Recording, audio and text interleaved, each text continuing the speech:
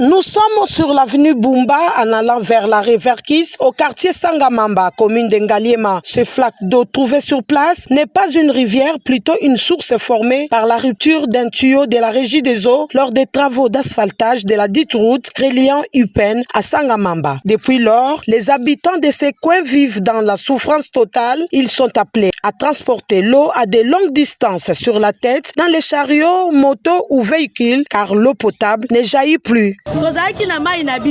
Jusqu'ici, la desserte en eau potable par le robinet était tout à fait courante. Mais à la suite de travaux effectués par les Chinois, tout est devenu très difficile. À la difficulté de la recherche de produits à vendre vient s'ajouter celle de l'approvisionnement en eau potable.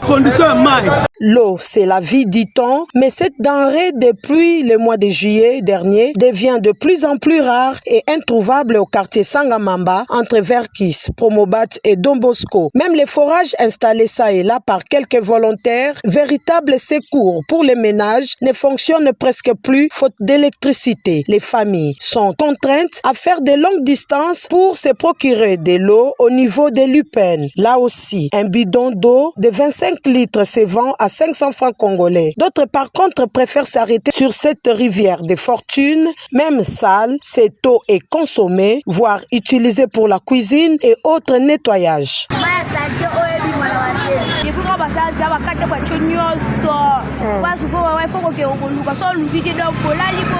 Même les élèves se réveillent très tôt pour trouver de quoi se laver. À Sangamamba, c'est vers 4 heures du matin que les forages et autres lieux de desserte en eau potable se trouvent remplis. Les familles alignent les bidons, bassins, seaux et autres selon l'ordre d'arrivée. Dans les forages, comme chez les détenteurs des robinets, l'eau se vend entre 250 à 500 francs congolais par bidon de 25 litres. Lorsqu'on y ajoute les frais de transport par bidon, la somme à payer perturbe les paniers de la ménagère, surtout pour les familles ne détenant pas un pouvoir d'achat conséquent. Généralement, lors des travaux de réhabilitation des routes, les équipes de la régie des eaux devraient aussi être sur terrain pour de probables interventions en cas de fuite d'eau et autres. Il est donc grand temps de trouver une solution à cette carence d'eau à Sangamamba pour préserver la population de ce coin de la capitale de plusieurs maladies. Affaire à suivre.